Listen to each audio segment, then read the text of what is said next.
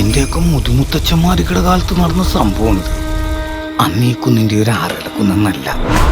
അന്ന് ഇവിടെയുള്ള ആളുകളുടെ ആഘോഷങ്ങളും ആരാധനകളും ഒക്കെ നടന്നിരുന്നത് ഈ കുന്നിൽ വെച്ചാണ്.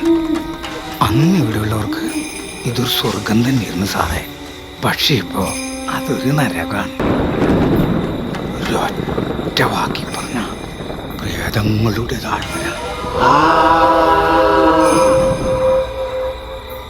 ഈ കാട്ടിലുള്ളവരുടെ ജീവിതം എന്ന് പറഞ്ഞാല് വിശ്വാസങ്ങളുടെയും ആചാരങ്ങളുടെയും ബലത്തിലാണല്ലോ സാറേ. ആചാരങ്ങൾ എന്ന് പറഞ്ഞാൽ ദുരാചാരങ്ങളുണ്ടേ. അങ്ങനെ ഒരു ദുരാചാരത്തിന്റെ പേരിലാണ് 6 പേരെ, ഒരു കുടുംബത്തിലെ 6 പേരെ തലയർത്താണ് സാറേ. ആ കുന്നിന് 6 തലക്കുന്നെന്ന് പേര് വന്നു. സാറിന് തോന്നുന്നുണ്ട ഇവിടെ നടക്കുന്ന മരണങ്ങളെല്ലാം സാധാരണ ഒന്നും അല്ല സാറേ.